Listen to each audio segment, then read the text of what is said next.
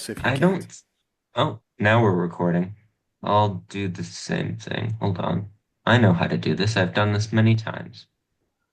To anybody listening, sorry, we were too professional. We've cut out a lot of rambling Uh, I conversation. I don't think you gave me permission. I Okay, just did. perfect. Okay.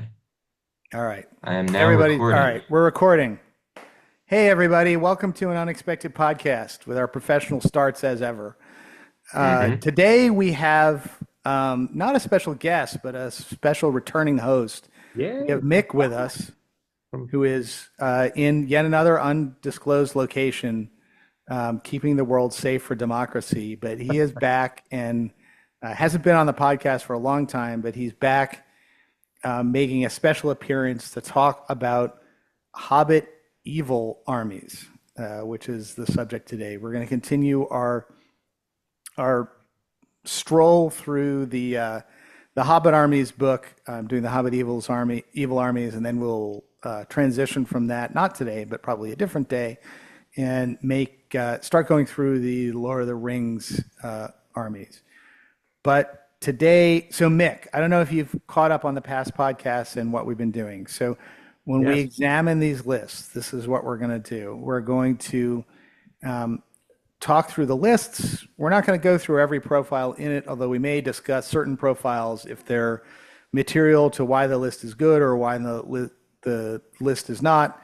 But we'll talk through what figures you can get in the list, what the special rules are, talk through our thoughts on the list, any play experiences we may have had, either playing with the list or playing against it, because I know you've been going to a bunch of tournaments in the UK and have some kind of different experiences than some of us will.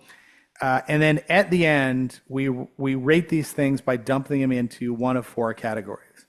And those four categories are starting from the bottom, unplayable, which basically means that they're trash. If you bring this list to a tournament in a game or a game, you're not going to have any fun, so don't bother. Playable, which means that this is a list you can take to a game or a tournament where you're looking to have fun.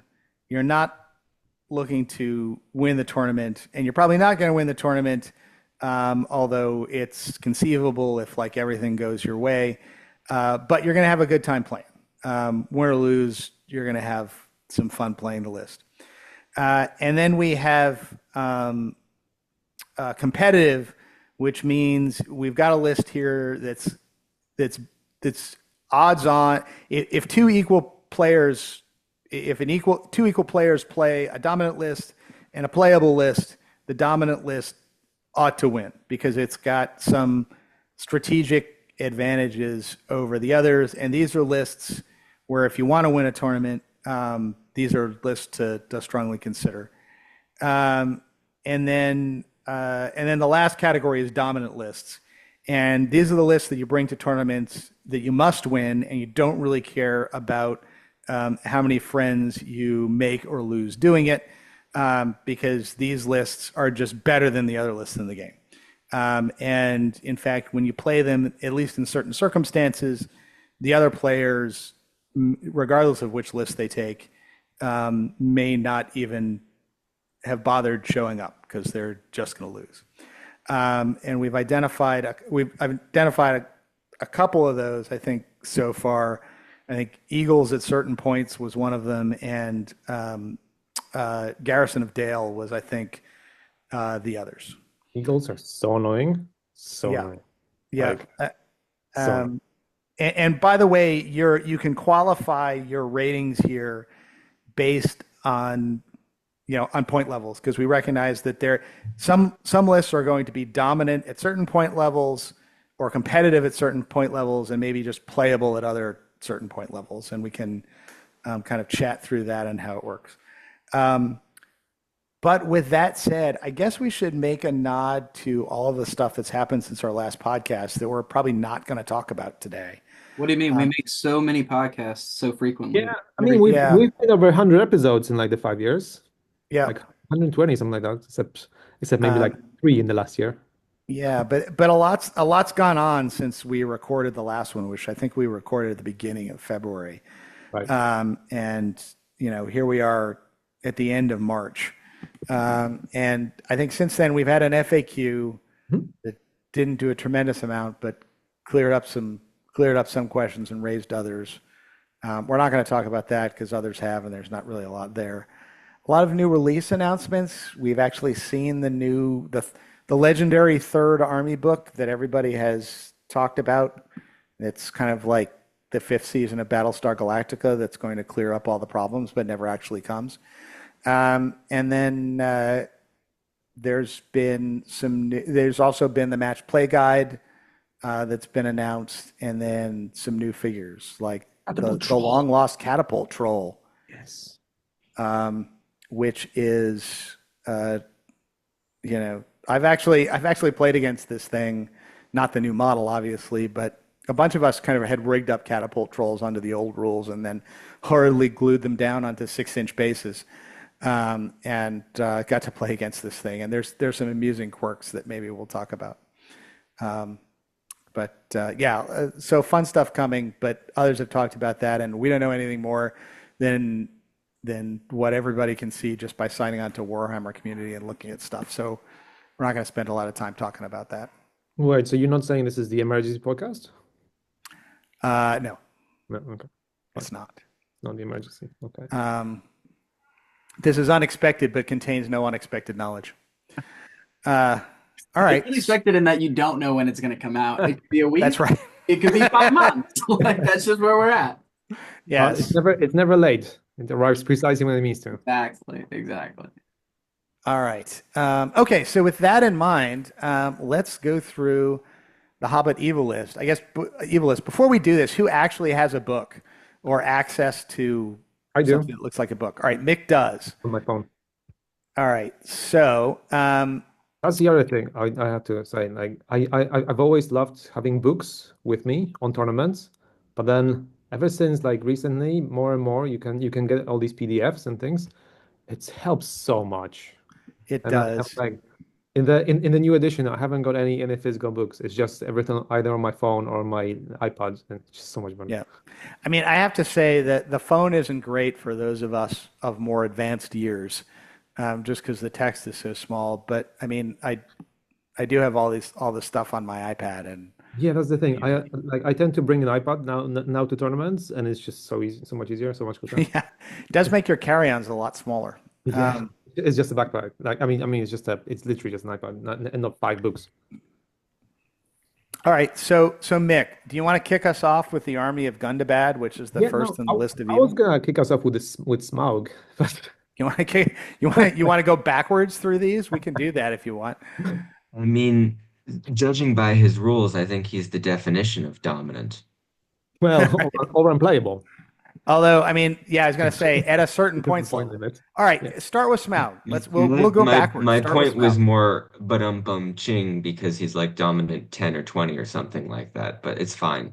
You guys can ignore that incredible Yeah, pun no, I we just missed made. it. We missed All right. it. We're Go slow. ahead. Tell us about the No, it's Desolator of the fine. I North. know I'm not funny. It's fine. I'll just turn my audio off for the rest of the Yeah, thanks. We'd podcast. actually kind of appreciate that. Yeah, no, thanks. Bye. Right. So Smaug. Okay. Well, the army contains Smaug. Now I see why you wanted to do this one. And anything under 699 and 700 and well, under 700, it's unplayable. I'm gonna Right. tell you that. That much is clear. That's 700 and over. I never really thought Smaug was a playable model at any point. I don't think it should be used in tournaments ever. Although obviously it's fun for some people, but like it's just such a miserable experience. Go through the additional and special rules before you start editorializing. Anyway, yes. Okay, so special rules. Sheer dominance. While Smaug is in range of an objective marker, he is automatically considered to be holding it, and the opposition are considered to have no models within range of the objective marker. If models from both sides have a special rule that confers this effect, then this special rule will override the opposing one too, regardless of what the opposing special rule states. Then Lust for Gold. In scenarios where models can carry objective markers, then Smaug moves. Then when Smaug moves, he must always charge an enemy model carrying an objective marker if possible. If there are multiple enemy models carrying an objective marker, then he can charge whichever one he wants to. Then I will not part with a single coin. At the start of each game, after both sides have been deployed, Smaug's opposing player must select 3 of their models to each be given a stash of gold. These must be different models. These models are given a gold marker, which is a light object that can never be passed to another model, and are treated as objective markers for the purpose of the Lust for Gold special rule. If Smaug kills an enemy model with a gold marker in combat, then he immediately regains the gold marker, and it is removed from the game. If a model holding a gold marker is slain in any other manner, then the gold marker drops like any other light objects and may be picked up by another model. If this is Smaug, then it will be removed from play. At the end of the game, if Smaug has reclaimed all 3 gold markers, then he will score an additional 2 victory points. However, if any gold markers are in the possession of an enemy, then Smaug's opposing player will score an additional 2 victory points. In either instance, this can never take an army above 20 VPs. So, can I ask some questions about how these special rules work? Sure. All right. So, question number 1, on sheer dominance, while Smaug is in range of an objective marker, is the marker in the center of the board and hold ground an objective marker? Yes. Okay. So, as long as Smaug gets within 6 inches of the center of the board, and doesn't die, he wins hold ground. Is that right? I understand it, yes. Okay. And then for the Lust for Gold, for the objective markers that get picked up, which in the original 6 scenarios, at least until we get the new scenario book, there are none. He has to charge somebody with one of those things. Must charge the model with the objective marker, yes, if possible. And I think if you look at the next rule, I will not part with a single coin, that includes those 3, is it 3? Yeah, 3 models. That includes those 3 models that get like the gold. Is that right? It says they are treated as objective markers for the purpose of the Lust for Gold special rule. Yeah, okay. So you can so I guess what you need to do with this is you need to use those 3 Lust for Gold markers to like decoy Smaug away from the center objective and hold ground to and hope that time runs out. And you can kind of build like a no-fly zone in the center or around the center so that once Smaug chases down those 3, or at least 2 of those 3, and maybe you want to hide one somewhere, maybe in the middle of the whole ground so that nobody can get to him. By the time he finishes chasing those down, then you can kind of keep them away. I just want to make sure I understood how all those work. Or like an army is fun when when the main strategy of winning is hoping that time runs out. Yeah. Also, when your opponent's strategy is basically they must charge certain models just because they must do it. Just because they must. Yeah. I mean, the rest of these the rest of this list is just Smaug and how he works. I took a look at Smaug yesterday, and I don't think I'd looked at him since this new edition came out. The problem with Smaug always was, whenever you put him on a table at a tournament, like nobody had fun, including the guy who was playing Smaug. Has anybody looked at this? Has any of that changed? I don't think any of that changed. Does he have strike still? No, he doesn't. Challenge. Okay. So that's a change. Yeah. You can get, if you have somebody who can you get can to fight get 10, you through- can get higher than him. Is he D9? Mm-hmm. Yep, fight 9, strength 9. Okay. Well, you're still not gonna go through D9, 20 wounds, no trap, but at least you can pretend to be able to beat him by striking higher than he is. You can shoot into him even when he's in combat. That is true. That's a big change. That is a big change, particularly with a. You can still shoot into him with, like, say, wind lances, and Dale can really kind of mess him up, especially if because they learned how to hate him before he came, which is interesting. Yeah. because I think they're the ones that can really only wound him with shooting. I mean, what strength do you need to be to even wound somebody with defense 9 with shooting? Maybe strength 3. I mean, Oh, well, actually, strength 2. can two do it? Two can do it, right? Two can do Can it with 2 do it on a 6/6s. 6/6? Three can Yeah, do it with yeah, 6 because it's 5s. 4, 6, 5, 6, 6 for 7, 8, 9. Yep.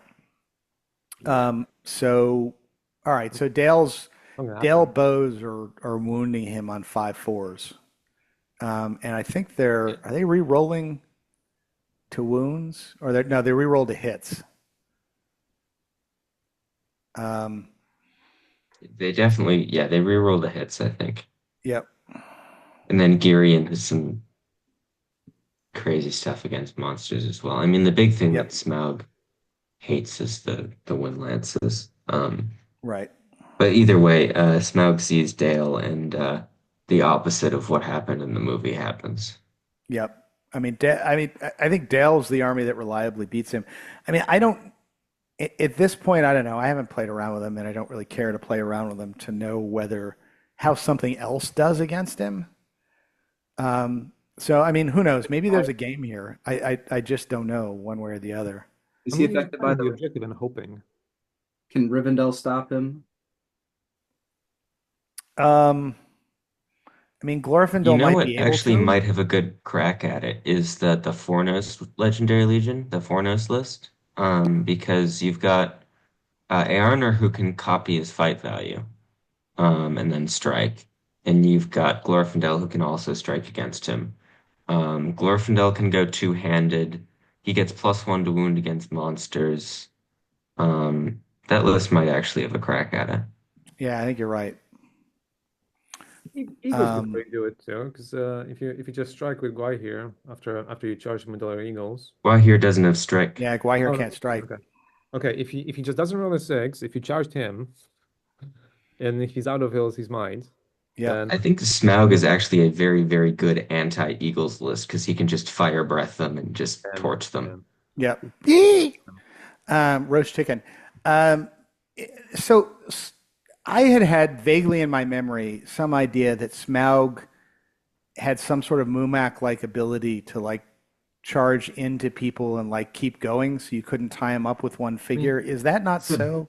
no, When I read through I think his, he has a brutal power attack that doesn't do that, but like does hits, and he can he can hit do almost something any else. combat with strength 9 instead of normal strike.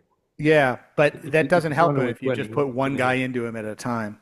Yeah, no. Yeah, I mean, you saw Devin do this many Articons ago, right? Remember when he had a ton of just warriors of Gondor and stuff like that, and he made this massive no-fly zone around Smaug and just fed him one guy a turn, and then the Smaug player was complaining because he couldn't play the game Oh my despite God. picking Smaug. There are certainly there every army has some sort of measure against Smaug. It's just most of the time the measures you can take against Smaug are just charging him with one guy a turn, blocking his flight, and then waiting, which is not fun for either player. And yeah, just bad for the game in general. And it seems like with these special rules that are in his list, where you have the guys with the coins, if you engineer it correctly and you make him charge more than half his distance, you've got at least 3 turns if you're willing to give up the 2 VPs, or 2 turns if you're not willing to give up the 2 VPs, where you can make sure that regardless of what happens, Smaug doesn't breathe fire because he's forced to move more than half his move. And hopefully you can either do enough damage or get him out of position so that you can kind of create the massive guys kind of standing over the objectives, each, just less than a Smaug base wide, so that Smaug needs to then fight his way back through like one guy a turn in order to get back to the objective. Well, yeah, Here's but the then interesting thing. How do we rank them? 6 inches. I'm then sorry, what was that, Mick? As soon as he walks into 6 inches of the objective, he controls it anyway. Yeah, exactly. But what you can do is like, I don't know, you'd have to figure out how this deployment works. But you use those 2 guys with gold because you can always, because he must charge those figures, if you can get them like away from the objective and like 12 inches, 11.5 inches away from Smaug. Smaug has no choice but to go flapping 11.5 inches in that direction. Mhm. And then you just, you kind of create your no-fly zone around whatever objectives you want to create. Or you get yourself broken, and then you send one of those guys 11 inches away and hope that Smaug flies away from the objective and the game ends. Yeah, you can do that too. Yeah. And maybe that's what you do with like your third guy. I mean, I don't know. It strikes me that you could actually kind of use between using these two guys and sacrificing one guy a turn. You can, as long as you have a decent sized army, you can create a situation where Smaug's just not gonna, he's not gonna be able to eat enough one guy's a turn in order to kind of ever make it back, but maybe not. I mean, it creates a game. Whether how fun that game is, I don't know. But if you're taking Smaug to a tournament, you're kind of coming to that nuisance, I guess. But it might be fun to play in a scenario game or a friendly game. Cool. Moving on. But The question still applies. How do we possibly rank this model? oh yeah, Because I don't good think question. he's competitive. Um, No. do I we don't think do we put him in unplayable? But the issue is he's not bad. It's just that it's just horrible. at It's just 700 horrible points, for all. he's playable. Let's just put him in unplayable and move on. We've spent like 20 minutes on this guy. No Yeah. one, I mean, people do like him who don't understand how he works, but no one who has ever played against him likes him. Don't play this model, please, for the sake of yourself and your opponents. Moving on. Great display model. Have it. Enjoy it. Yep. All right. So that brings us to the next army list, which is the 3 trolls. Do you mind if I take this one, Alisher?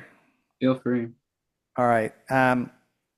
So we've got the 3 trolls, which you get Bill the troll, Bert the troll, and Tom the troll, and you get a campfire that sits somewhere on the board and gives a variety of bonuses too. If I'm recalling correctly, it gives you resistance to magic, and I think a banner within 6 inches. And then the oddity of the 3 trolls is no, hang on, yeah, resistance to magic, bonus of +1 to courage tests, and a 6-inch banner. And then you get to the special rules, and they have the Trolls Horde, which gives you a bunch of different options that you can purchase for 50 points each to take this list above 400. And I'm going to summarize them because it would take me forever to read all of them. But you have full bellies, which allows you to bring everybody's might, will, and fate up to 3, which I think is the general consensus of this is the first one that you take. And then you have Stone Troll Endurance, which gives them a 6-up fate save, which I think the general consensus is you don't take this one unless you're playing at insane point levels. Nothing Like a Warm Fire increases the range of the campfire's effects to 18 inches, and it makes the campfire count as an actual banner for purposes of victory points, this is another one that should be high on your list of things to consider taking just because you can just lose games with the trolls without the banner. Rumbling Momentum, which means they increase their attacks to 4 on a turn in which they charge. Bowl Them Over, which allows their stones to count as throwing weapons, so they can like move full distance and still pitch their 12-inch strength 8 stones, and also throw them as they're going into combat. This is actually a decent one, but I think one that you take after you take your top tier ones. You can also increase their hurl distance, I guess, with this.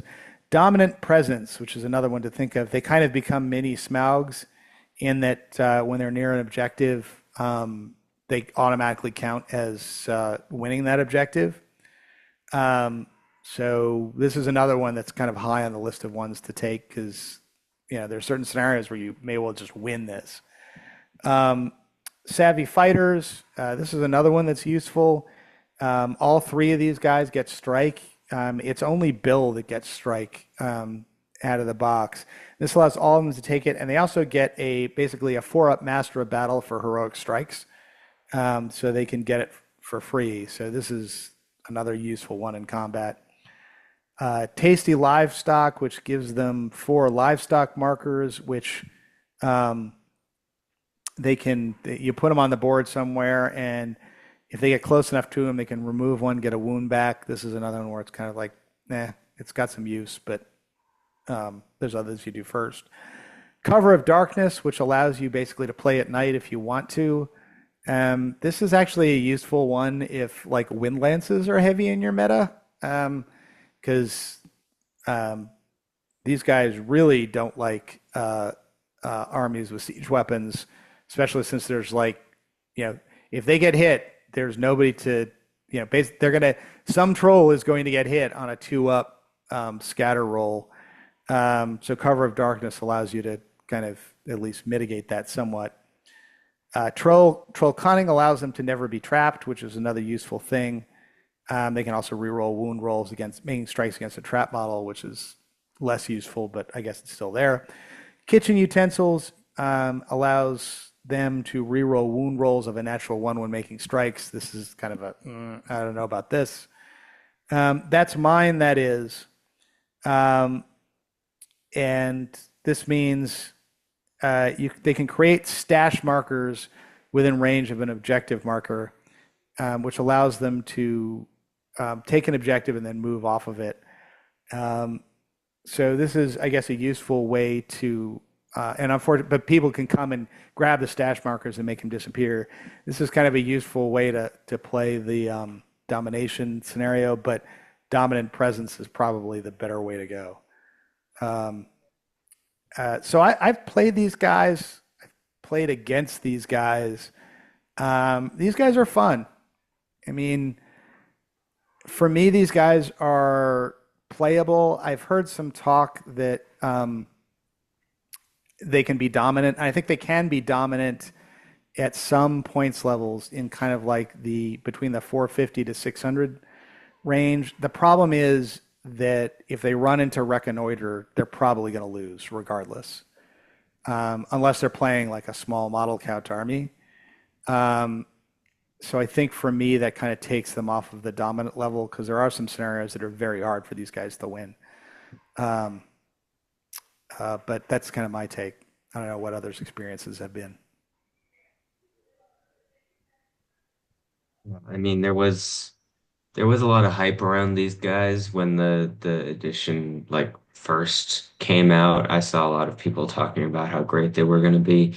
And then results have proven, and I think people just remembered that 3 move 6 models aren't very good in a game where you have to move around and grab objectives and run off the board and stuff like that. They're fine. They're hard to deal with, but they're no Eagles, that's for sure. Yep. I mean, I've won domination games with these guys, but I had to work, and it was close, and came down to some rolls on the last turn to make sure I could get up, get barges and get guys to the right objectives, and making sure I didn't kill the other guy's army too quickly. Do they get any move bonuses in those 50-point buffs? Probably not, right? No, they don't. No. So I think their biggest problem is, well, obviously there's 3 of them, which isn't a lot, but being move 6 just is really terrible. Because sometimes if you're playing in a very competitive tournament, the solution to them is run away from them and time them out because it's very easy to do. And then just win that way. You don't have to fight them. Which is lame, but especially at low points, you're probably not killing them. So, yep. Cool. I mean, I will say this. I mean, and this is one of the reasons I put them in the playable category.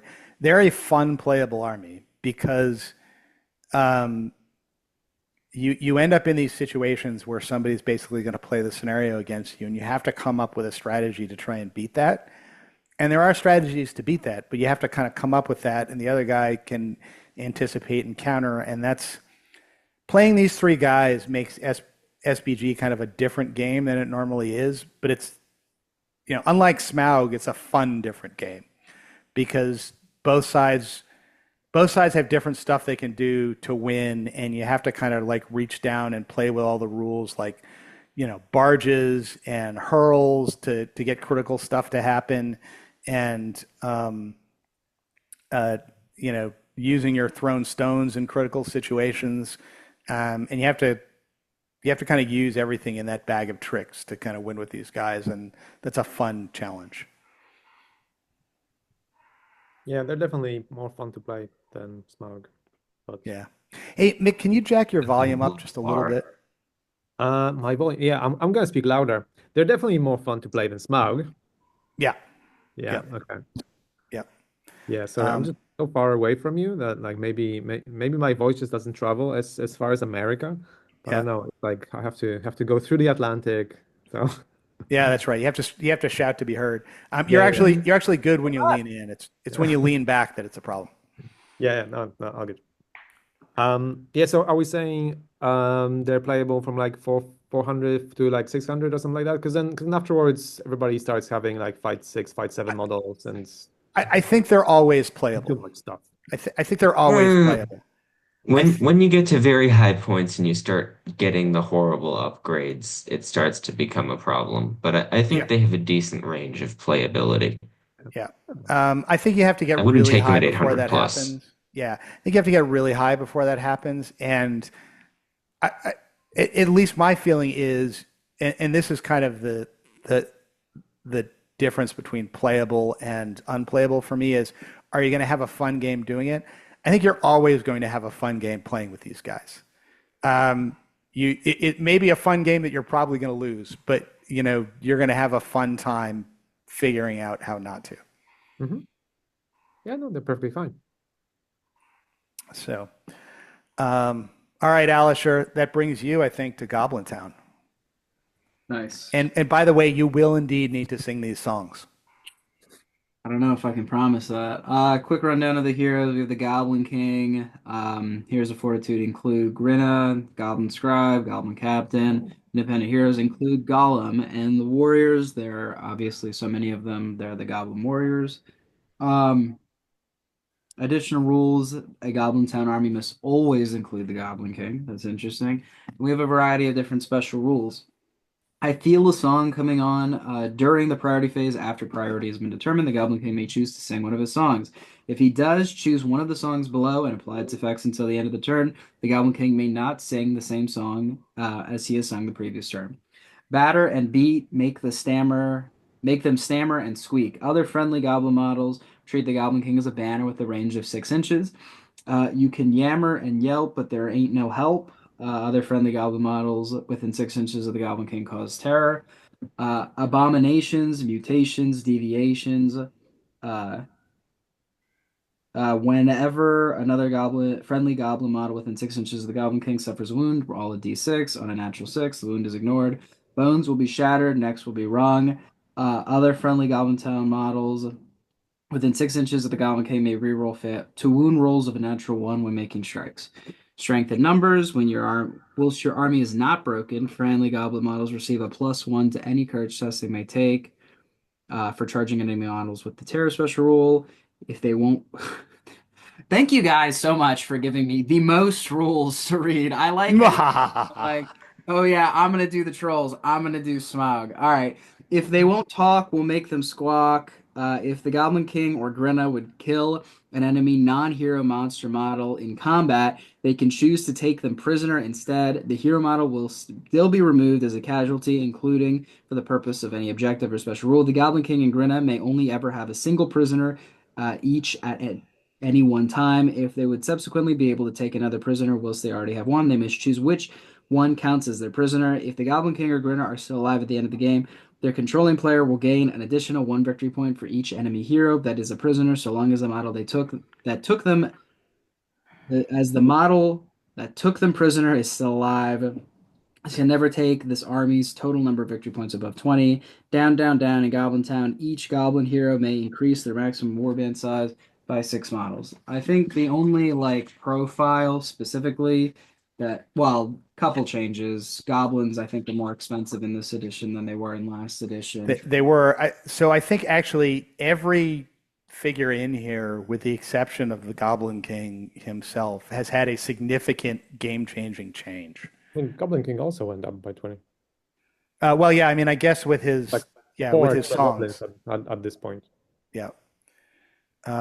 But I mean, as far I mean, so this is actually worth talking about. This is one where I think at least going through Grinna the Scribe and Gollum is worth talking about, because none of those three kind of support heroes work the same way they did in the old edition. All right, so Grinna, I'm not going to cover his. He is a generic profile in terms of like fight strength, etc. He's lost a might point, which is noticeable. I think he's the same amount of points as he was last edition. He's also lost strike, by the way. Oh yeah, he has no strike. He has no chittering horde. Swap with me at the start of the fight phase before the declare heroic action step. Grinna can choose a friendly goblin model on a 25mm base within 3 inches and swap places with it. This does not count as moving. So obviously that really, really affects the Goblin King. Right. Yeah, he can't swap with the Goblin King anymore. Grinna doesn't use might to do this anymore, but basically this is just a way that he can hop around as need be, just into and out of spaces, either behind goblins. I mean, I don't know about. I mean, he's only marginally more expensive than the regular Goblin Captains, because I think the regular Goblin Captains are now 40 points. So I don't know actually if you want to take him. I mean, I think the big advantage to him now is that if you tag team him with something that can actually kill stuff, he can take heroes captive. I think that's really the advantage that you have. How does the swap with me rule work this time around? Beginning of the fight phase, I know you it's swap with different. anybody within 3 inches. And it's Okay. your base. And it's before heroic action. So, I mean, you can, if you've got like a hero on the ropes, or if you've got a hero fighting the Goblin King and like another random guy near him, also in that fight, you can swap. It's still 3 that. inches? Yeah, it's still 3 inches. I mean, there's a Okay. lot where I mean, he might be nice to have for Fog of War. Yeah. Sorry, Mick, you've got to speak up over the extremely loud and obnoxious American. Sorry, I was saying you can still challenge somebody and then swap with somebody.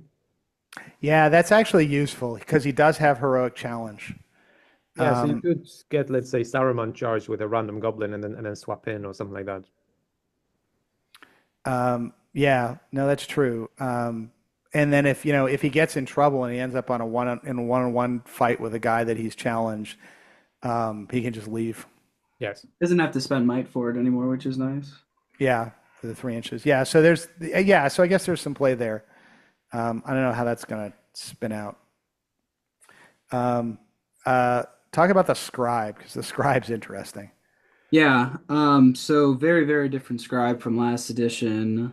Still immobile with the Goblin King's command rule. The Goblin King declares a heroic move whilst within 6 inches of the Goblin Scribe and chooses to call with me. Then will affect all friendly models on the battlefield rather than those within 6 inches, and affected Goblin models do not have to finish their activation within 6 inches of the Goblin King. Additionally, any friendly Goblin hero that begins their activation within 3 inches of the Goblin Scribe may choose to spend a might point. If they do, the Goblin King regains a might point spent earlier in the battle. This special rule can only be used once per turn, which is neat. This is a very neat rule. Yep. And it creates this really odd situation. I did play this army once. I played against Evan. Evan was playing Eagles. I was never really in the game. But it creates this odd situation where what you want to do is just cluster all your heroes around the Goblin King, like somewhere in the back, and the Goblin King is just calling like a heroic move every turn, and then one of the heroes that's nearby starts transferring might to him to keep his stores up. Um, and the downside of this is that kind of you lose your ability to call a heroic march with anyone because everybody's kind of held back fueling the Goblin King. But that tends to be what it wants to produce is, basically all these goblins moving first every turn. And then, the big thing with well, okay. Tell us about Gollum. I don't think there's a whole lot about Gollum. He Well, carries the ring if your opponent doesn't have a ring bearer, and if your opponent has a ring bearer, then Gollum will move. He has to try to charge the ring bearer as possible. Additionally, if Gollum kills the enemy ring bearer in combat, then he will automatically regain the one ring. From that point onwards, he counts as having it as part of his war gear. yeah, the two changes, I guess, to Gollum are the ring has changed. Yeah. So he's no longer, it's only halved if somebody's fighting him directly. Fight value is only halved if somebody's fighting him directly. So you can't use him to tag team with the Goblin King and just auto kill guys. He's also got Stalk Unseen, which means he can now sneak around the table without putting the ring on. So you can keep him kind of sneaking around until somebody comes after him, gets within 6 inches, and then he can put the ring on. The problem with Gollum originally was everybody would like shoot at him and cast spells at him from a distance to try and kill him. And then, so he had to put the ring on, and then once he put the ring on, a third of the time the other guy would be moving him, so there's kind of no control to him. Now he can just kind of hide in terrain somewhere, and he's very hard to get to, and he's kind of useful for sneaking up to and keeping objectives this way. But I don't know. Has anybody but me ever played against this army in the new edition? I mean, ultimately, what you end up Played having, against it. yeah, like That's right, with ultimately Eagles. what you end up having is essentially for let's say for 400 points in the previous edition, you got 100 goblins. Now you get 80 goblins. So it's a massive, massive drop. Yeah, it is. I mean, I pointed this out. I think at like 800 points, you get 92 goblins, which is a big number, but it's, not the 100 and something that you used to. Although, I don't know, part of me wonders that, kind of once you get above like 80 goblins, whether it really matters for anything other than moving figures around to run the clock out. You also lost mercenaries, which was a pretty big loss. Yeah, that's true too. Mercenaries are gone. Yeah, and the scribe, well, he does have the heroic move thing. He can't summon guys anymore, which was a huge buff to your maneuverability as well. Just putting guys on objectives, putting guys behind the opponent so the opponent couldn't like hide at the back of the board to try and decrease the number of goblins they were fighting at one time. Yeah, I think it's playable. Maybe right, like mid-playable, something like that. Not particularly good, but you'll win games with it. You've still got 60 bajillion goblins. Right. I think that's right. I put it at playable. Any different thoughts, Alisher and Mick? No. All right, Mick. You want to do Rise of the Necromancer? Oh, Evan was next. Oh, well, Evan, do you have your book? All right. 1 second. Oh no, I don't. Okay. Going to Mick. Rise of the Necromancer. So it involves Sauron the Necromancer, the Nazgul of Dol Guldur, the Keeper of the Dungeon, Hunter Orc Captain, then Hunter Orc Warriors, Hunter Orc with Warg Riders, then Fell Wargs, Merc with Giant Spiders, and Merc with Hunting Spider. The additional rules are when writing a Rise of the Necromancer army list that contains only hero models, with the exception of Hunter or Captains, A player can either have all models in a single warband or as multiple smaller warbands as normal. Power of the Necromancer. Friendly models gain the resistant to magic special rule. Additionally, the Necromancer can use 2 magical powers when activating rather than 1. However, he may not cast the same spell twice or target the same enemy model twice. And then the other rule is his spirit has lost none of its potency. Each time the Necromancer casts a spell by expending 1 or more will, he automatically gets 1 extra point of will to use for that spell for free. So, as in the previous edition, you can use this army either with a bunch of Nazgul and a Necromancer, or you can play normal with all the Hunter Orcs. Sort of.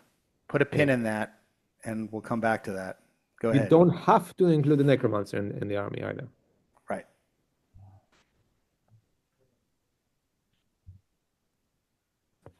So, Has anyone other than me played with this or against this? I know Evan's played against it. All right. So shaking head. So here's my problem with this list, because it can't. I don't know about you, but I think Saruman the Necromancer is the best caster in the game currently, because of the way his special rules work and the spells that he gets. But the key change here was changing the points value of the Nazgul and the Keeper of the Dungeons from 75 to 80 points. And it's not because like that extra 5 points breaks the bank. The problem is that 200 plus 80 combination only gets you an even number of points, or a number of points equal to something that's usually used in tournaments at 600.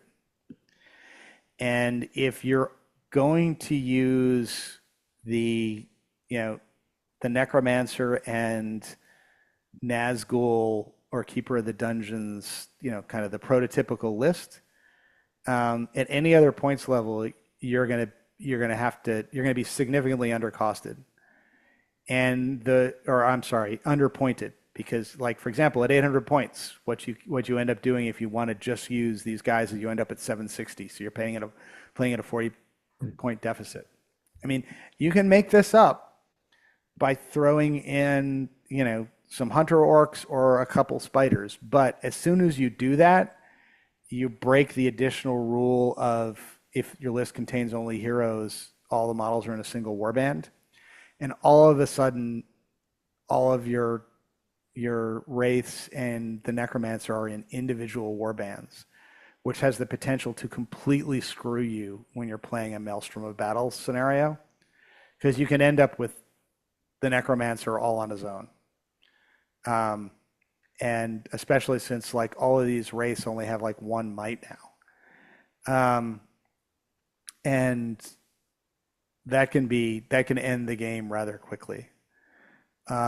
Which means that if you're outside of like 600 points, you either have to play at a significant points deficit, or you have to change this list so that it's like, I got the Necromancer and a big warband of Hunter Orcs, and I've got, maybe a Wraith and a big warband of Hunter Orcs, and that's just not it. That's not a good list, given how Hunter Orcs are now and how the Wraiths are now with 1 point of might. I mean, these guys work. If you can convince a friendly opponent to play at like 760 points, you can have a fun game with the Necromancer and the Wraiths. But if you can't and you're playing at 750 points, there isn't really a good way to build this army, which, I don't know, this annoys me. That's my kind of rant about this particular army. Is this army is actually fun to play with. I mean, I don't think it's dominant, because you have a small number of guys, but it's actually fun to play with, like, the Saruman and the Nazgul stuff. But it's really, you're not going to be able to bring it to a tournament unless it's a 600-point tournament. Wasn't in the last edition Sauron 250? Or was it Sauron 200? was 250, but most importantly, the wraiths were 75, and so Yeah, is the but keeper of the essentially dungeon. you get a 50-point drop. So then unless you were to take 10 raids, there's not that much of a difference. I think Dad's point is more that the 75 250 lineup made it so there were a lot more points values where you could fill all of the points. Like, Yeah, for example, I mean, it would be terrible, but you could take a 400 point list. You could take a 550 list. You could take a 700 point list. Sure. If So that's, there's more options for that. if you had 250 and 75, then a 400-point list was still Necromancer and 2 raids. Now the same 400-point list is still Necromancer and 2 raids. it is, but the wraiths are different. And so the wraiths at that point had 2 might. They could strike. They could strike up a d6, and you know, the army kind of worked differently, and also it wasn't necessarily even that competitive at that level. I think the Necromancer needed to go down to 200 points. I think that was a good change. But by increasing the race to 80 and creating this weird situation where you have to play a certain number of points down, they really kind of like pulled the rug out from under this list. Plus, even in that situation, that doesn't explain why at 600 points you get to actually play, as this thing was meant to be. Whereas, once you go to 700 points, I gotta play at a 20-point deficit. I mean, look, the obvious reason they did this is because they wanted to make it so you take all the raids and the Necromancer and the Keeper at 1,000 points, like what they did with 800 points with Thorn's Company and 1,000 Right. points for Erebor Reclaimed. I don't really understand that philosophy, but that's what they did. So these are sort of the consequences of that. I think it's fine. It's playable. Yeah. You could fix all of this, by the way, just by changing that one additional rule and basically allow the ring race to start in the Necromancer's warband regardless of whether it's an all-hero army or not. Then it'd be fine, right? Because then you can, throw a couple of spiders in, somebody else's warband, or you could throw a couple spiders in with the rest of the wraiths in the Necromancer's warband. It's the fact that the army kind of breaks once you throw in stuff that isn't wraiths. That's the problem. Mhm. Maybe there's a list in here where all mounted hunter arcs plus the Necromancer is a thing. I don't know, but I'm pretty sure that's not what they were trying to produce when they created this list.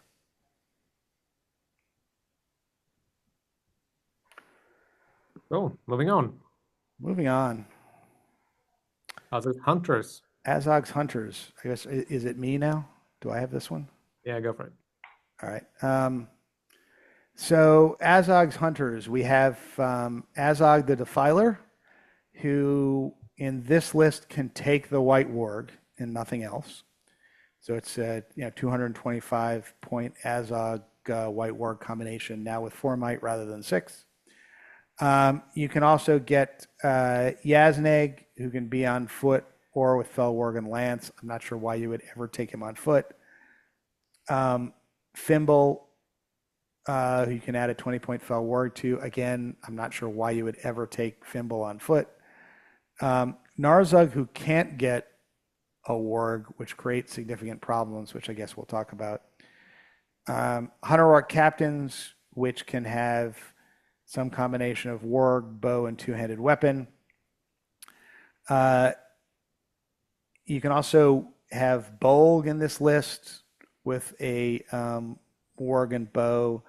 And then Hunter Orc Warriors at 8 points with either bow or 2-handed weapon, or Hunter Orc War Riders at 15 points with a bow and a 2-handed weapon, and Fell Wargs at 8 points.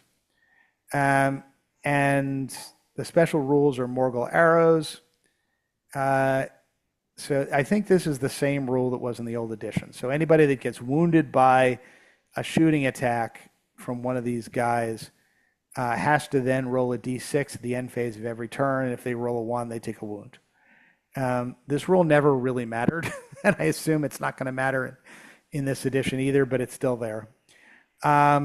They strike in the wee small hours when everyone's asleep. An Azog hunter's army has a bow limit of 50% rather than the usual 33%. This hasn't changed either. I'm mentioning this, I'm putting special emphasis on this only because this is perhaps the classic illustration of how they take a special rule and then they'll just throw some random quote at the beginning of it that has nothing to do with the rule. How on earth does taking a 50% bow limit have to do with striking the wee small hours in the morning? Because Azog's hunters find the best way to hunt their quarry. Yes, the quarry is to utilize as many bows as they can. Okay. Yeah. All right. Sure. That's what it says. That's what it is.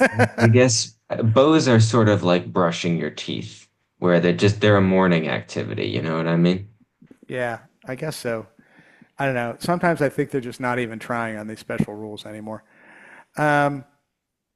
Relentless Hunters. All models in the army gain the Woodland Creature and Mountain Dweller special rules, which is actually pretty useful, especially for the mounted guys, because these are mounted guys that can basically just go right through terrain.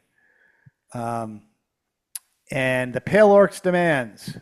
Whilst within 6 inches of a friendly hero, friendly Orc Warrior models gaining bonus of +1 on any courage test to charge an enemy model with the Terror special rule, which is useful because these are courage 2 guys, and now within 6 inches of a hero, they can go up to courage 3, at least for charging purposes. When they break, they still run like girls, but other than that, they're good. So I don't know. I haven't played this list. I haven't played against this list. I think that probably says something about the efficacy of this list. I think the biggest problem is the Hunter Orc Warriors who took a big hit in this. They're 8 points now, and they lost their 2 attacks. Basically, they get a +1 attack on the charge, which is a bit of a problem for a defense 4 model. I don't necessarily want to say they're trash, but I think for 8 points, they certainly ain't good. They're trash. The Hunter Orc Warg Riders, on the other hand, also have this special rule and can get up to 3 attacks on the charge, which I guess is decent. But I mean, the talk seems to be that the way to play this list is basically as an all-mounted list. I don't know what people's thoughts are. Yeah, that probably be more fun. Yeah. It would definitely be fun, but then, yeah, you will have 50% bows, and then you won't really have very many models. It's like a weak all-mounted list, essentially. I mean, you can fluff it out with Fell Wargs, which have the same distance, but you can increase your numbers with some of them. The other thing is that the leaders in this list really want to be mounted. Well, I mean, the ones that can. I mean, the Hunter Arc captains, I think, go up to like 4 attacks on the charge. Is that right? 2 + 1 + 1. And Yasne gets the lance, and if you keep him near Azog, can like reroll all his dual dice, which is pretty useful for him. And Fimble basically, well, I mean, Fimble's gonna ignore terrain anyway, but I think Fimble can basically ignore all terrain. I'm not quite sure what else wouldn't be covered with Woodland Creature and Mountain Dwellers, so I'm not sure what else he gives you. I mean, he does give you, I think, Fight 5. He gives you Fight 5 under certain circumstances. What were they? Cavalry keyword. Say again? He has the cavalry keyword. Cavalry keyword. All right, so yeah. So if you mount him, he goes up to Fight 5, which is, so I think that's part of the reason you always mount him. That's only if he charges, he gets Fight 5. Okay, he has to be mounted and he has to charge. Yeah. So I just made up a quick list. At 750, You can get Azog, Yazneg, Hunter, or Captain. Oh, wait, hold on. I forgot to mount the Captain. There we go. Azog, Yazneg, Hunter, or Captain in like 28 models, That's pretty 28 good. mounted guys with a couple bows in there. So 28 models in total, which isn't bad. I think it'd be fun. Yeah. Definitely wouldn't win a tournament, but they can charge through terrain. They've got 3 attacks on the charge. Just hope you never lose your heroic move offs, Right. because all of your guys will die. Um, I mean, you can also probably like drop one model and go up to half bows. And that, I think, in a number of situations will bring people towards you, which is what you That, want to that, be able to that's have. that's what I would probably do. I just Yeah, wrote this list up in sure. approximately 20 seconds. Yep. Um, so yeah, I mean, I don't know. I think this is playable, and I think it's probably somewhere near the mid to high end of playable if mounted, and the low end of playable if on foot. But somebody tell me I'm wrong. No, that sounds right. Yeah. Also, if you're playing against other mounted armies, you get 3 attacks on charge. Well, 2 attacks on charge against their mounted force, and they only get 1 attack to charge against you. Yeah. And you're strength four, Yeah. um, which to a certain extent kind of mitigates the defense for it because you're probably wounding them on roughly the same numbers that they're wounding you. Yeah. Well, if they're Rohan, they're charging, they're wounding your force. Yeah, that's probably true. Um, And if they're most other things, they will have lances, so they're still wounding your force. yeah, all right. But So maybe yeah, not. yeah, no, but the strength 4 helps. Yeah, at least you're wounding them on fives, and you're taking their horses out on fours. Yeah. All right, cool. This another playable, guys. Yeah. I mean, it's not very different. I mean, Hunter Orcs were playable last edition, and it's not remarkably different than it was, with a few different things, but like same vibe. But they were really good at like 450, 500 points in that edition. Yeah, Fair enough. They were. yeah. I don't think they're. I don't think these guys are dominant at any level. No. Anymore, that's for sure. Yep. All right, Alisher, is it up to you with pits? Yep. Azog, he gets Warg, Keeper of the Dungeon, for a Hero of Valor. Here's a Fortitude, Gunabad Orc Captain, Hunter Orc Captain. They can take Fell Warg, Orc Bow, two-handed weapon. Independent Heroes, Thrain the Broken. On that note, do you actually, because of the change of two-handed weapons, do you take a couple two-handed weapons with your Hunter Orcs in Azog's Hunters? Um, maybe. Um, because once you start to get up to 3 attacks, I mean, I think the Hunter Orc captains may well want them because they're Yeah, getting like four probably for sure attacks. the Hunter War Captains, because I mean you're getting 8 dice with +1 at strength 4. Yeah. Solid. I mean, Anyway, one thing we didn't touch on when we talked on Azog Hunters is that this army Mm. can't get a banner, which I think Yeah, I effectively think prevents them from ever A, getting not a having a banner. spear support that doesn't go two-handed, and B, not having a banner that can then make that spear support reroll, effectively giving you 2 out of your 3 attacks without the -1. Um, I think makes going two-handed with these guys less useful. Um, sure. especially because yeah, just the more attacks, the better with two-handed, but um, you want a banner and you want a bunch of other things. Maybe a couple, um, but with so many attacks, I'm not sure killing power is their main issue. Fair enough. In any case, back to this.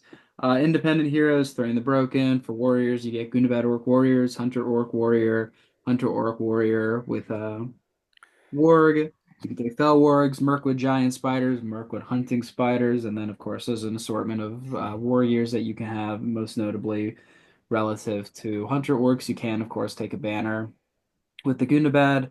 Azog must be in the force. Surprise attack. This is, I think, identical to last edition. Once per game at the beginning of the priority phase, Azog can use a special rule if he's alive and on the battlefield. If he does, Azog's controller player will automatically count as having won the role to choose it as priority for that turn. They'll must choose to have priority. If both sides have a special rule allowing them to do this, and both wish to do it in the same turn, players roll off as normal. Enemy models cannot declare heroic moves in a turn which the special rule is used. Is that any different at all? No, I don't think it is. Okay. Friendly models gain resistance to magic rule. That's the same. Thrain's imprisonment. Thrain the Broken is an evil model in this army. Additionally, if Thrain fails his intelligence test for Shatter Spirit, special rule, whilst within 6 inches of the keeper of the dungeon, then he will count as passing the test instead, though will not count as rolling double. Wizard Hunter, friendly orc warrior models gain a plus bonus of 1 when making strikes against enemy models that can cast magical powers. That's the vibe. And I think in terms of profiles, I don't really think anything's different except the Keeper of the Dungeon, I know, has 3 attacks instead of 2, still has 0 fate. Oh, obviously, I guess this is the first time we're noting this, but Gundabad Orc Warriors are Fight 4 now, which is also a noticeable change. Uh, Azog is largely the same, with the exception that the Warg has less might. Um, So the Mirkwood spiders have had some interesting oh yeah, changes, or at least the Mirkwood hunting spider has. I know it's gone down in Which fight. which one's which? So the giant spider Um, is the one that spits the webs. Oh, they changed that. It's the big oh, base guy, and I'm not sure he's changed at all. yeah. Um, And then the hunting one, like uh, 3? Yeah. yeah, fight 3, but gains stock unseen, which is interesting. So it can, I mean, stock unseen is really useful for these kind of, these are like the sleek low slung spiders on the 40 mil bases.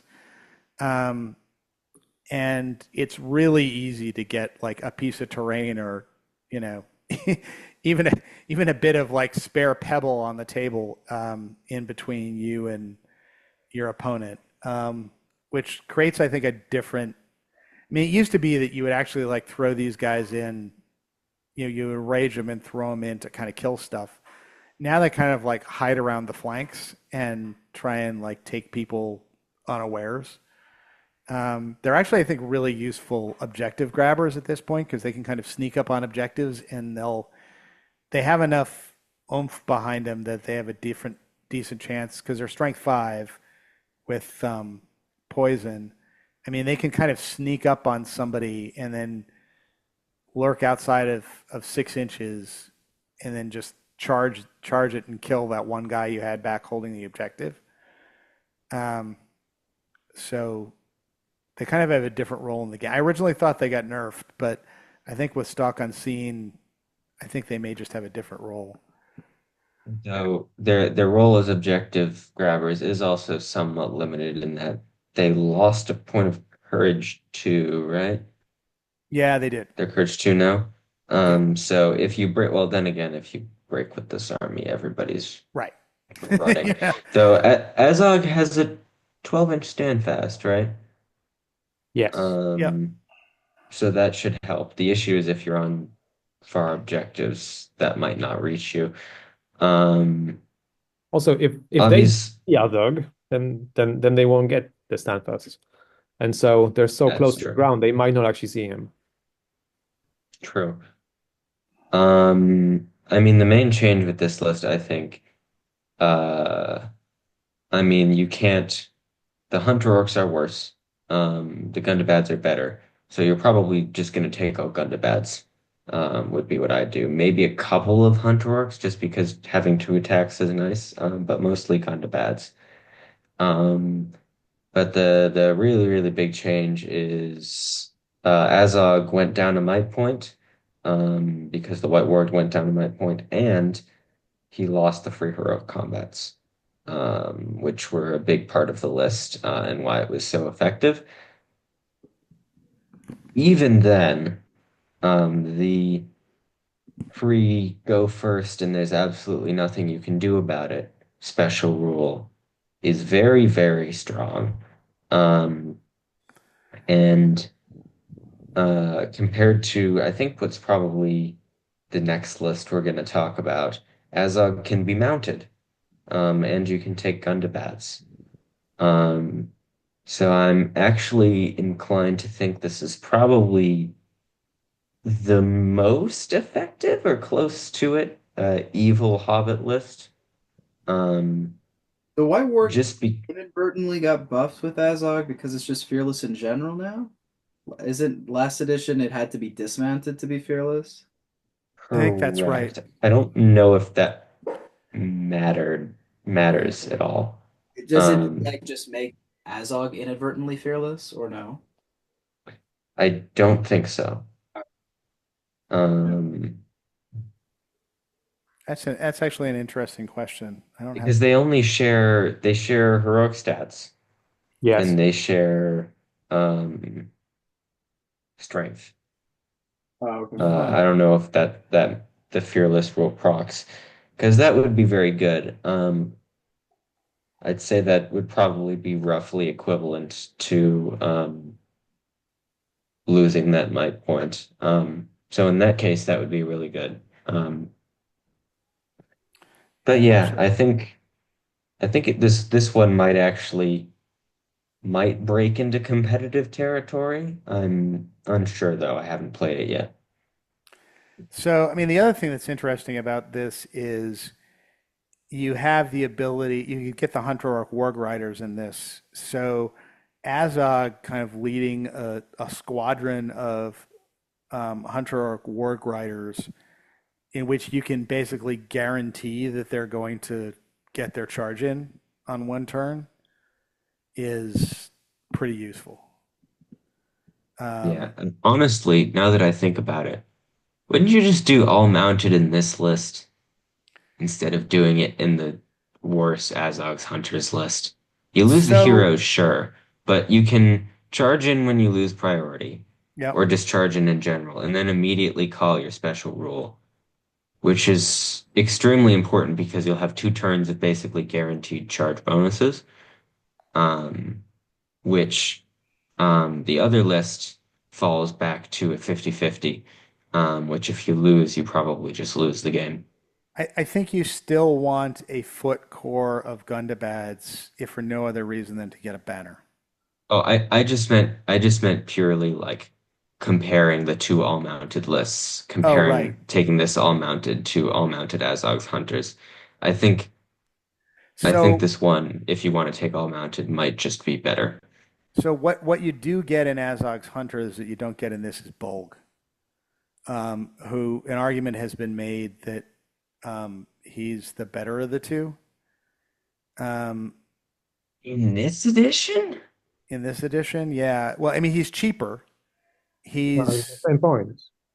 no Well, not mounted, not mounted. Bolg on Warg is Yeah, 195 but versus your Azog, who's dog is 225. your dog's 20 points and it just dies. Yeah. Like Yeah, I there's guess so that's many true. like sharpshooter and everything, and Azog doesn't have that issue because he's got a beefy dog. Yep. Um, I mean, there are bells and whistles you don't get in Azog's Hunters, like you don't get that you get in Azog's Hunters that you don't get in this, like Yazneg and Fimble. Um, whether the free you move also, by the first is way, just so strong. the other thing that you get in Azog's Hunters is basically the ability to ignore terrain, which is great for an all-mounted list. I cannot deny the fact that that is very good. Yeah. Um, I would just weigh an all cavalry army being able to move first unopposed so highly. Um, that I think it still might be better in this list.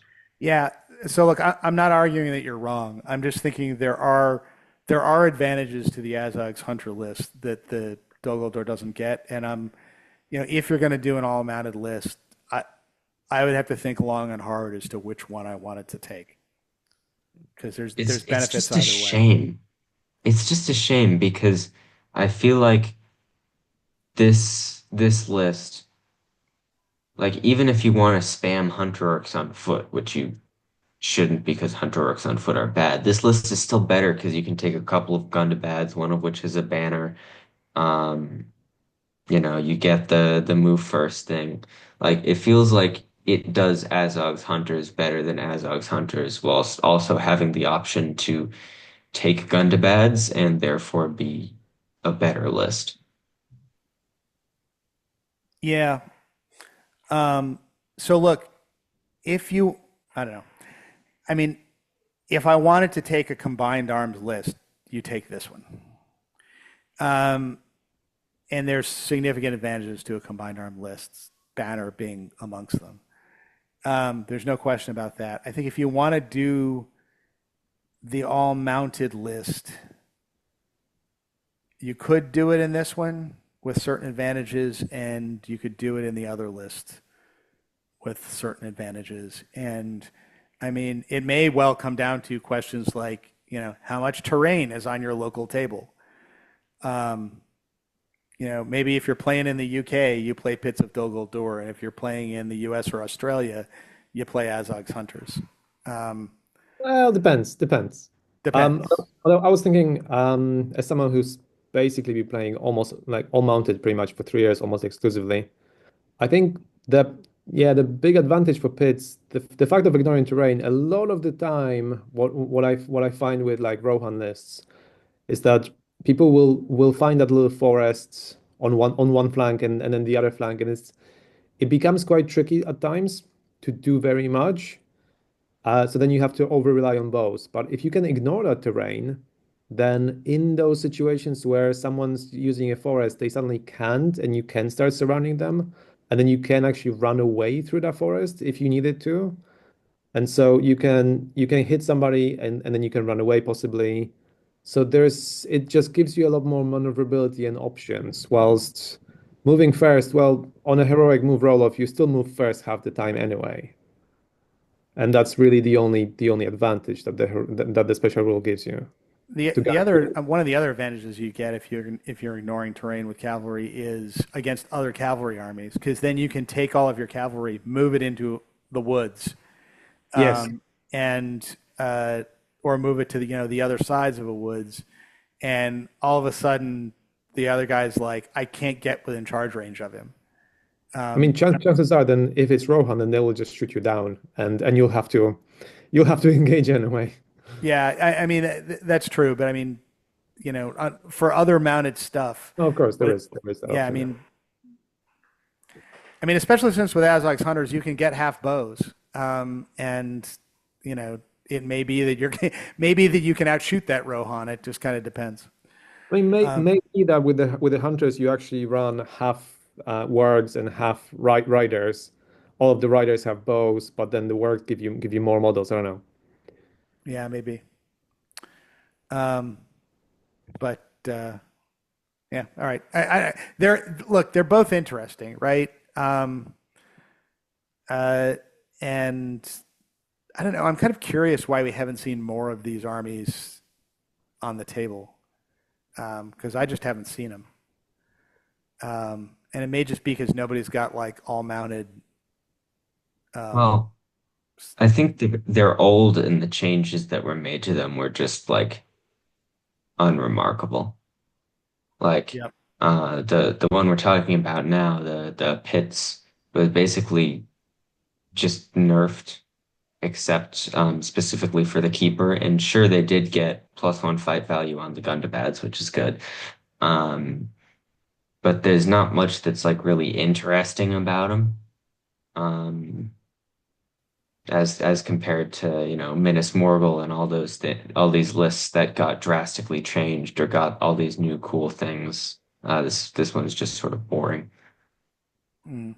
I mean, I don't know if this is necessarily a boring list. It does have some fun things it can do, but I I think nobody's wasn't tried I it. wasn't saying it was boring to play. I was No, it's just saying the that changes it aren't was, yeah, changes the aren't the interesting.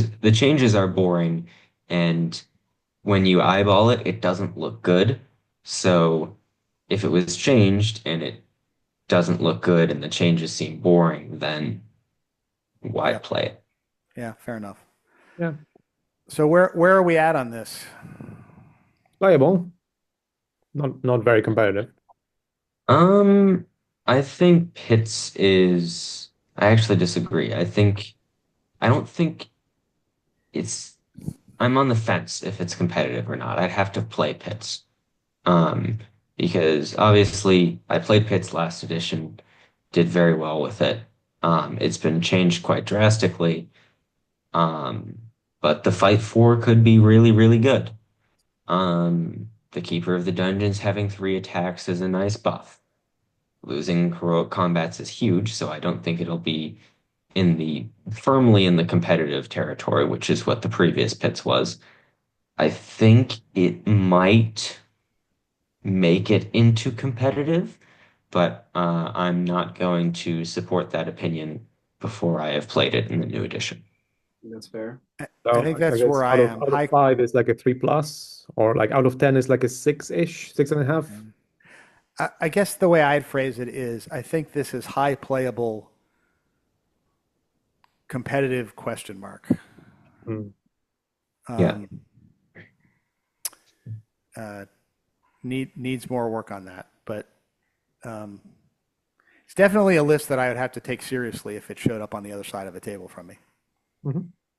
Yeah, I mean, I think if you have a special rule as strong as I go first, there's absolutely nothing you can do about it. Unless the rest of the army is really bad, you have to at least keep it in mind. Yep. I mean, especially if because that I go first, there's nothing you can do about it. It affects those ambushing spiders too, which you can take a couple of in the army. And if you've snuck those guys around to the back, that's kind of interesting. But all right. I think are we back at you, Mick, for Army of Gundabad? Yeah, so the final list, or the first list, the Army of Gundabad. You can have Azog, although he cannot be mounted this time.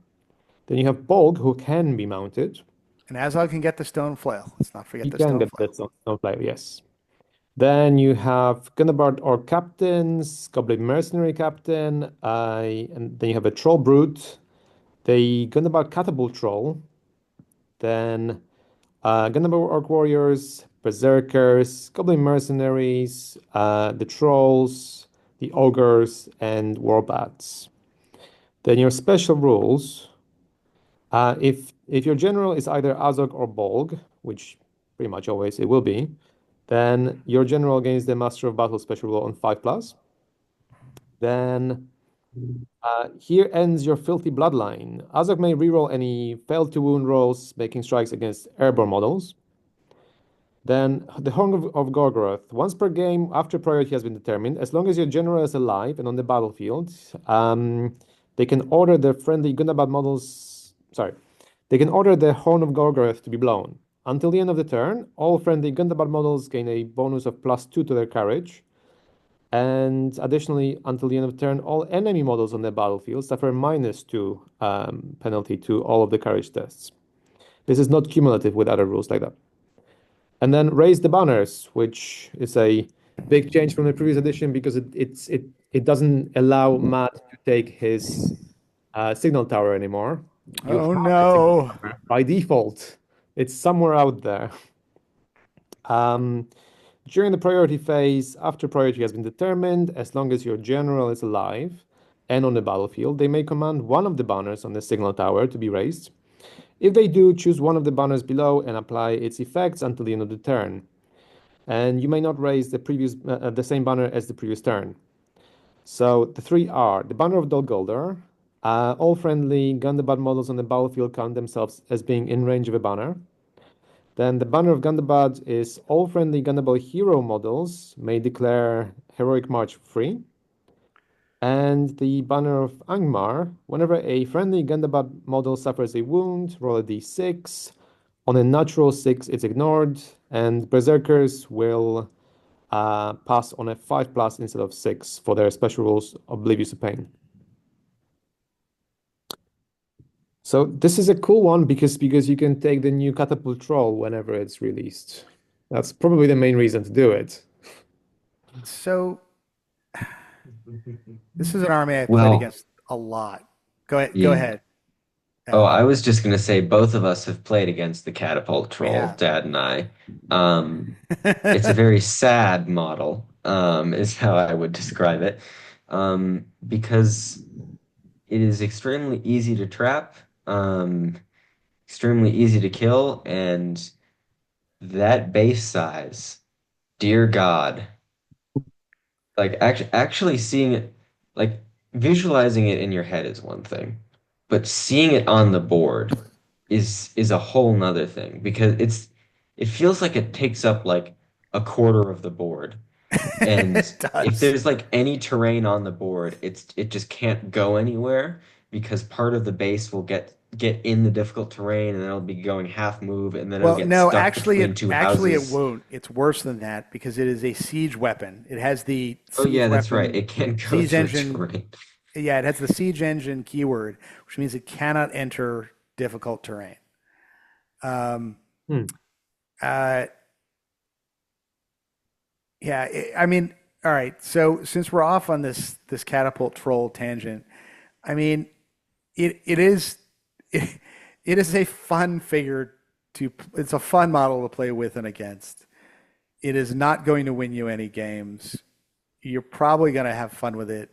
It does create kind of that. It creates that annoying effect where everybody like suddenly has to disperse 2 inches from it. You know, all your opponent has to suddenly disperse, um, which is useful.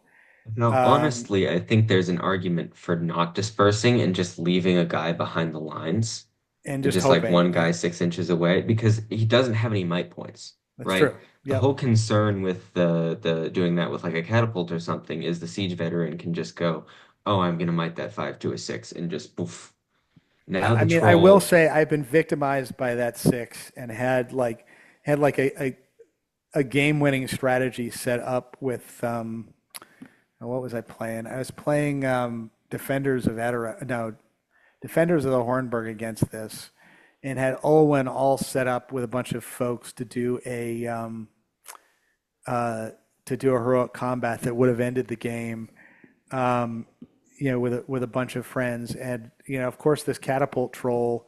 I think I think from combat shot and shot in and rolled the magical six and managed to like hit Olwen on the head and completely screw up this thing. So um, every once in a while this thing can pull off some fun stuff, but I mean, be warned. I'm not discouraging you from buying this model. It's a beautiful model. It's going to look great. You're going to have fun playing on the table. Don't expect that this is going to be like the dominant piece because it's not. Um, it comes with its own host of problems, but it is kind of fun seeing this 6 inch mass on the table.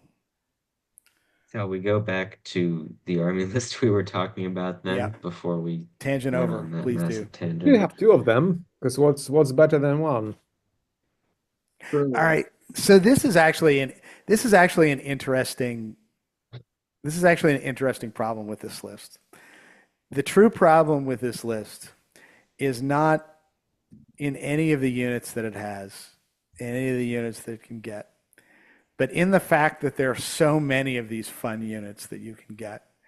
And it seems like everybody who plays this list has this ends up with the same character flaw where they look at this list, their eyes go wide, and instead of like taking one toy to play with along with a solid battle line of Gundabad orcs, um, they try and take them all.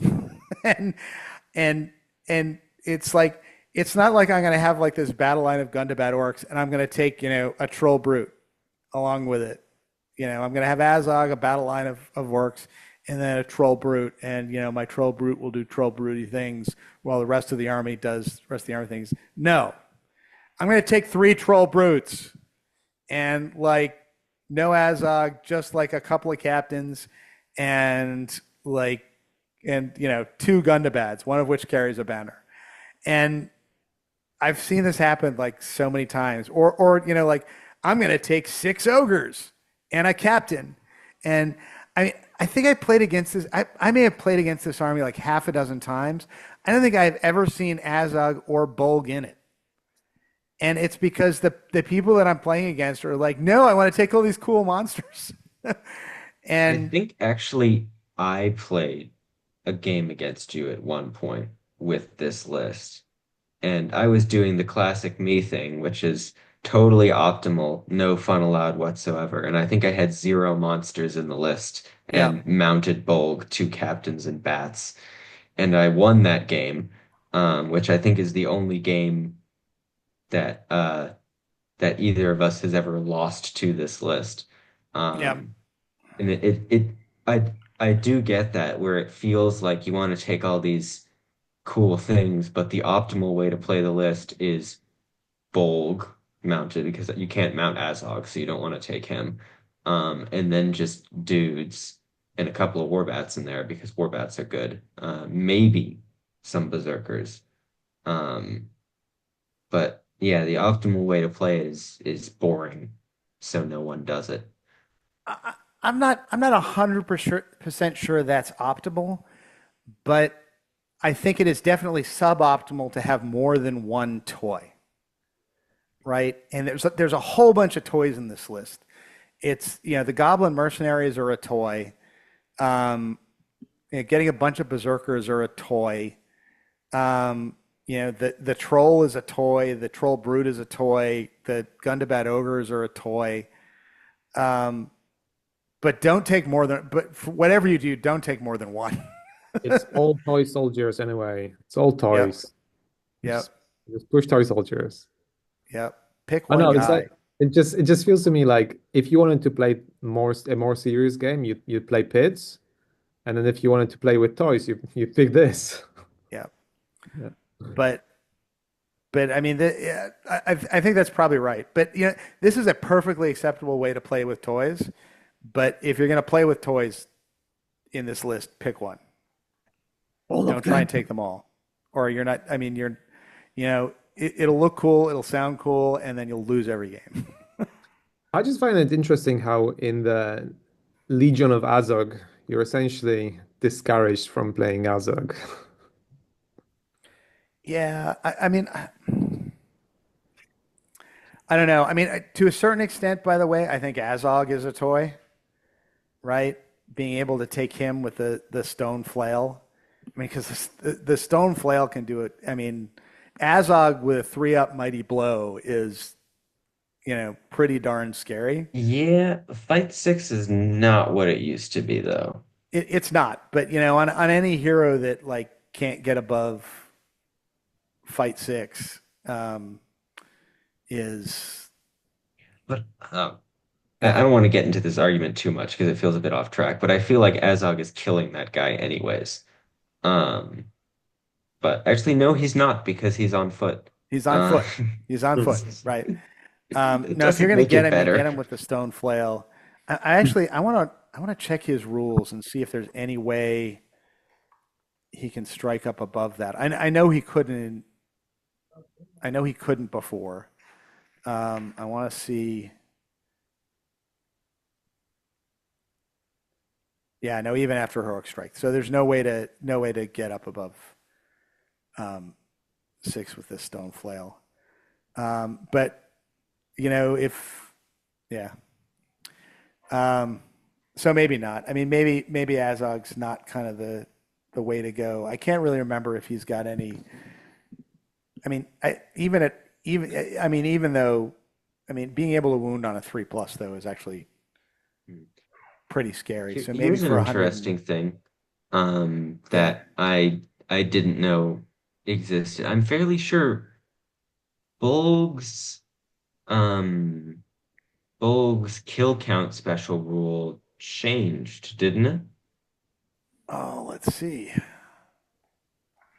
I did I not pay attention to think that. it got, yeah, it went from, to get Mighty Hero, it went from 10 models to 8 models. Okay. How relevant this is going to be? Probably not. But theoretically, if you can catch some warriors on their own with Bolg, You can burn through your might, heroic combat through them, and then you get mighty hero. Get Mighty Hero, and Um, then you're off to the races. yeah, because 10 models takes you minimum 3 turns. Yep. Whereas if you line stuff up correctly with Bulg, Can do it you in two. can theoretically get it in 2. A Yep. lot of stuff has to go right, obviously. But it is potentially doable now. I'm not sure how much it'll come up in practice, but it's an interesting change. Yep. I mean, he does. He also doesn't have that ginormous base anymore, so he's a little more Yeah, maneuverable. But that is yeah, true. I don't know. I confess I'm struggling for a way to justify taking Azog in this list as I'm sitting here. Um, Unless you're at enormously high points levels and you're just going to take them both. But then you A would just lot put of the more catapults and things. Yeah. Well, I mean, that's why I'm saying that's maybe another Azog's a problem. toy, right? Uh, Everything else is a toy too, except for maybe ogres, because the Gundabad trolls, right? Because Mordor trolls went down to what is it, 80, 90, something like that. And they got an extra wound. Gundabad trolls still have their massive bases, still are the same points. I think But their scythe gauntlets got changed. yeah, you can have a four Um, attack troll now. but Um, that costs what, 10 more points? Hmm. let's see. Yeah, 10 points. So that's 130. And their base is huge. Um, it just feels like, well, that and we've already discussed the catapult troll and how that's probably not worth it either. The big toys just don't seem that great. The troll brute is definitely interesting. Um, but I don't know. I don't know. Um, A Gundabad troll, if you put it in the right place. I mean, because I mean, as we have noted, monsters are just much more of a thing now. And it's their intelligence because that's the main dictator of I how can't good a imagine they're monster is. smart. For those at home, intelligence dictates whether you can aim your hurl or not. And hurl is very, very good. Yeah. Um, Although I don't think these guys are hurlers. I think these guys are just. I'm going to no, slaughter as much. I'm going to be a big chunky guy that you have to put more guys in. yeah. I'm going to slaughter a bunch The of things. the issue with monsters, yet another tangent, is that the changes they gave to monsters still benefit the ones with might and fly, which were not the ones that needed buffs. It was these ones. Hmm. So these guys are intelligent 7 plus, which isn't bad. But one of the advantages you get with Crushing Club is you knock people prone with them. It's Um, good. so, if you go into a mounted hero and you win a fight with a mounted hero, you don't have to hurl him anymore. You can just try and kill him and know that he's going to be knocked prone anyway. Yeah. So I mean, the Just Gundabad hard to trolls set come with that some up. bells and whistles that Yeah. are, I think honestly what gets me on them is the base size. It yep, Mhm. just feels they're so clunky to use. yep, that's true. Um, uh, Ladies and gentlemen, is it another playable? Is that what we're doing? Yeah, it's definitely playable. It's not yep. unplayable. Okay. Fun. For me, this is Well, this is this the is a large definition of variety mid-range here. playable. Yep. This is, Feels yet again outclassed by pits, but it's fun. yep. I mean, this is, yeah. I think all other armies' playability is measured in relation to these guys because these guys are at the smack in the middle of the sine curve for playable. Yeah, So, all right, are we done? We're done. I All think we right, are. We're 7. all right, guys. Hope everybody enjoyed this review of Evil Armies, where we've given them basically all the mid ranking. Um, there's, Really I high level mean, analysis. Actually, the analysis was fine. It's the lists that are just okay. they're just very bland, it feels. I don't. I mean, I don't think that they're bland. I think that they have different tricks and they have different. I mean, like the Necromancer is not bland. There's fun stuff he That's can true. do. The Gundabad list has lots of fun things. The Dol Guldur list has the ability to go first. The Azog's Hunter has the all-mounted list that can go through terrain. It's just um, there's just not a dominant list in here is the problem. There's nothing where you're like, I'm going to go to a tournament and win. I mean, I, I, I I think the actually main don't problem think is not that there's a dominant list. There's not a competitive list in here. There's not yeah, something where or a you would go competitive. to a big tournament and say, I could win this. Yeah. I actually don't think the problem is any of these lists. I think the problem is the other lists that we've mentioned for a variety of reasons that just tend to be dominant over these, or at least have a significant play advantage over these.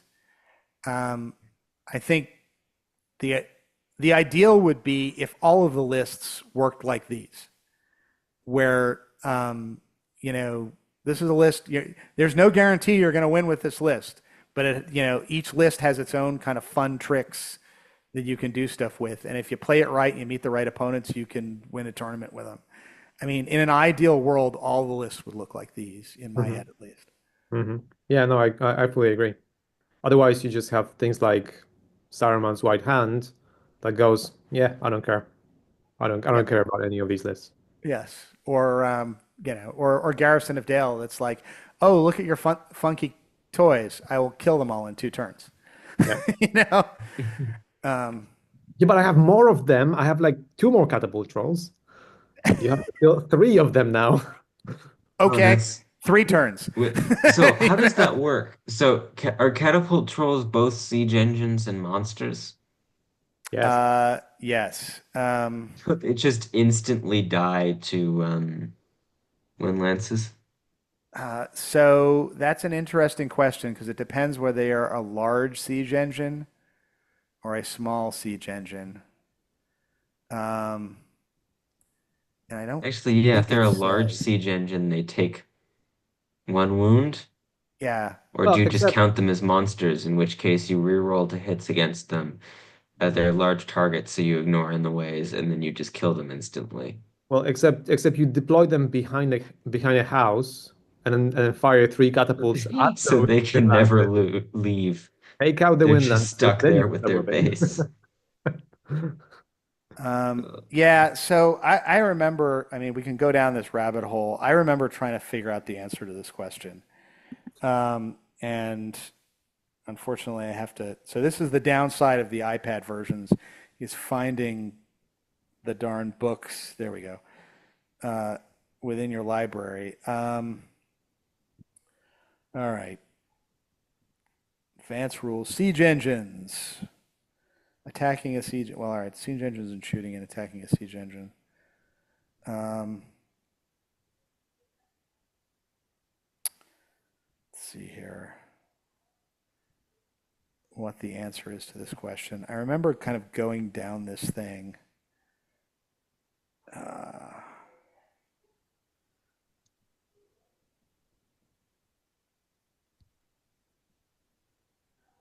all right. So what this says is target types, battlefield targets, infantry models, cavalry models, monster models, chariot models, doors, small siege engine models, and then siege targets are large siege engine models. This does not say whether it is a large or a small siege engine, but it does have the monster keyword. So I think this thing is a battlefield target, which means that you scatter off of it, but if you hit it and wound it, it's dead. Mm. Don't get into siege engine wars with this thing. Though I guess um the the the wind lances are small siege Small engines, siege right? engines. So yeah, So you can break them in the same way. if you hit the small siege Though engine, we all know who's winning that war. yeah, well, right, because Girion can put might behind his Yeah, and scatter. they I hit think he on gets to threes re-roll and it reroll too. to hits. Yep. And Girion can put my it's not gonna end well. Yeah, it's not going to Um, end well for the catapult troll. That's correct. yeah, and Unless, also you as you get point out, the catapult troll is behind a really tall building. yeah. You also get 2 siege engines for the 2 wind lances for the price of 1 catapult troll, but we can just ignore that. Right. Um, or actually, how much is the catapult troll? 160, 180? 180, I think. So 2 wind lances, are they 70 or 75? 75, They're but 70. you still have to take your Heroes of Fortitude. Yeah, that's Yeah. so challenging to do in Dale. Um, but yeah, it's one of these lists is better than the other. Is basically the conclusion that we've come to. Yep. This is true. Although, look, against, I mean, the catapult troll does bring something to this list if you're playing something other than Dale, right? Because all of a sudden you can't like hang back anymore, and you actually have to and try and shoot these guys out. You have to In some cases. charge, or else eventually your I general's going to get it. Yeah, I mean I shot the crap out of this army with a catapult troll with the road to Helm's Deep list, where I just spread out all my guys and I just said, if one of my heroes gets hurt, I'm fine. I'll just Yeah, shoot at you and kill you. right. Um, I lose my horse. That's fine. I'll get a new one. have a new one, exactly. Yep. Um, yeah, it's just it's just underwhelming, I think. Yeah. Fair enough. But look, if you want this to be your toy, by all means, take it and have it be your toy. There you go. All right, folks. It's been fun. We'll talk to you probably in another month. Yeah, at 3, least 5, or 7. You will Yep. never yeah. expect us coming. That's right. You'll never see us coming. Yeah, look forward to your yearly unexpected podcast episode. Hey, look, we've been sticking to a month. Hopefully, we'll be able to keep doing that. Bye, everybody.